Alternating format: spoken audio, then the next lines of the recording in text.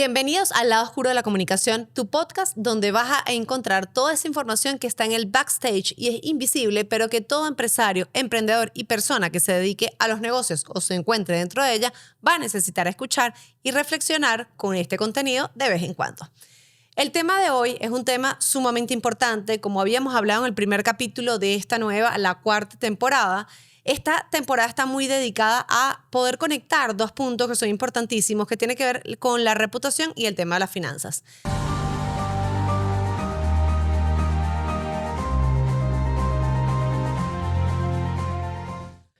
Yo estoy seguro que a cualquiera que esté viendo este capítulo le duele su bolsillo, y le duele su bolsillo porque, bueno, para eso trabajamos, para eso hacemos muchas cosas, para tener pues unas finanzas sanas y poder avanzar.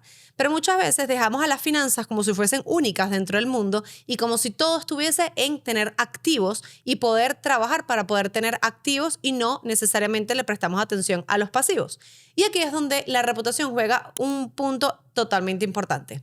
La reputación literalmente es vista a nivel gerencial, a nivel empresarial, muchas veces como un gasto. ¿Por qué como un gasto? Bueno, porque tienes que tener una persona, un equipo, consultores que se dedican a revisar esto. ¿Qué se dedican a hacer? Bueno, a revisar riesgos, a analizar narrativas, a revisar comunicaciones, a medir temas de crisis, a poder llevar a la compañía en temas de sostenibilidad y un sinfín de situaciones que evidentemente hacen que tu empresa pueda ver esto como un gasto. Pero cuando entendemos que no es así, sino que literalmente es una inversión y que esa inversión es un riesgo totalmente medido, es cuando entiendes que el valor, una vez que lo incorporas dentro de tu organización, puede disparar por completo. Imagínense una situación donde una empresa, y esto es súper común, más de lo que ustedes creen, la típica empresa que empezó siendo chiquitica, que era una persona, dos personas, después fueron creciendo las primeras 10 personas y de repente las necesidades del mercado te llevaron a, expandirte de manera importante, empezaste a comprar más operaciones, empezaste a aumentar en infraestructura, pero te fuiste quedando con un crecimiento en talento humano muy pequeño. Ese crecimiento en talento humano muy pequeño fue acompañado de una comunicación totalmente agresiva, totalmente ágil, vendiéndote como una empresa muy sólida y a la cual le está yendo muy bien. Y sí es cierto que a esa empresa le está yendo muy bien en su espacio, en su tamaño, en la cantidad de personas como la que inició. Pero si esa empresa ignora la necesidad de crecimiento, la necesidad de inversión, la necesidad de cuidar su reputación, porque crecer duele, mientras más arriba estás, más personas van a tener los ojos sobre ti y más posibilidades de riesgo vas a tener sobre ti. Si entiendes que todo esto tiene que ir acompañado de una buena estrategia, vas bien, vas excelente. Ahora, el problema pasa cuando no entendemos que cualquier crecimiento, por más abrupto que sea y por más necesidad que tengamos, tiene que ser orgánico y que tiene que ir acompañado del equipo, de la infraestructura, de la estrategia y del crecimiento que va con esa compañía. Pasa mucho, por ejemplo, empresas que crecen y empezaron, dos hermanos y un primo, puros familiares, y progresivamente fueron metiendo familiares dentro de la ecuación. Va a llegar un punto en el que si necesitas a 500 personas, con tal de que sea una familia súper numerosa, es poca probabilidad que vayas a tener a pura familia dentro de tu organización. Y allí se empiezan a ver como esos quiebres, porque empiezas a entender que tienes a un equipo que literalmente es Friends and Family, que son esas primeras personas que te ayudaron a impulsar, pero cuando ya estás en otra etapa, en otro crecimiento, estás en otro momento y necesitas corporativizarte, profesionalizarte, y si no lo haces, se puede convertir en un problema y tu reputación puede dejar de ser un activo y convertirse en un pasivo. Ahora, ¿cómo saber si nuestra reputación se está convirtiendo en un pasivo? Bueno, hay distintas maneras de verlo. La primera y más importante es estar seguros que todo lo que estamos haciendo en cuanto a medición de riesgos, construcción de narrativa, cuidado de la sostenibilidad, protocolos, crecimiento, etcétera, está alineado a una estrategia que está en consonancia con nuestros objetivos financieros. Siempre los decimos, reputación y finanzas tienen que ir de la mano, tienen que sentarse, tienen que ir acompañados. Ya de por sí siempre hablamos de la necesidad de que mercadeo, áreas como trade marketing se aplican a esa empresa, recursos humanos, comercial, se hablen. Pero ahora esto es elevarlo a una máxima potencia porque necesitamos que las altas esferas de reputación y de comercial, pero sobre todo de finanzas, vayan de la mano. Ese es el primer punto a tomar en cuenta. La segunda punto que tienes que tomar en cuenta es la brecha que existe entre la coherencia y la consistencia. Es muy fácil cuando una organización como la que hablábamos crece muy rápidamente que se pierde en el camino. ¿Por qué se pierde en el camino? Bueno, porque empiezas a tener menos manos para poder sostener, para poder atacar, para poder trabajar en torno a lo que estamos avanzando. Y literalmente en ese proceso necesitas tener la información completa que te permita hacer que lo que estás ofreciendo es lo que el otro está recibiendo. ¿Cuántas veces no ha pasado que, por ejemplo, si tienes una producción de algo físico, como algo de alimento o algo que esté asociado a un producto literalmente que puedes tocar con la mano, lleva un mal empaquetado, lleva un mal etiquetado porque, bueno, la máquina se dañó, pero como fuimos creciendo no nos dimos cuenta y ahí hay una mala etiqueta que llegó al punto de venta y la gente se dio cuenta y eso te genera un problema porque empezó a viralizarse una etiqueta al revés o una etiqueta que literalmente no iba donde iba.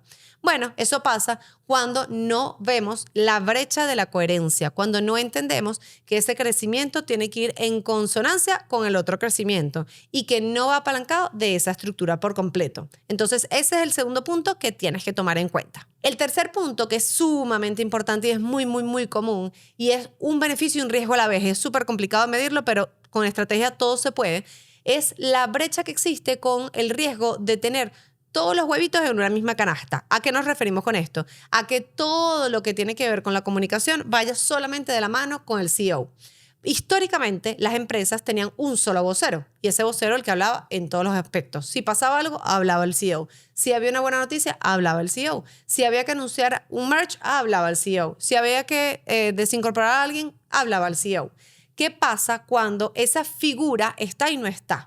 Te puede ir muy bien si esa figura es empática, si tiene muy buena inteligencia emocional, si sus capacidades técnicas son increíbles, si tiene, digamos, todos esos objetivos, lineamientos y ese checklist de las cosas buenas que debe tener un CEO.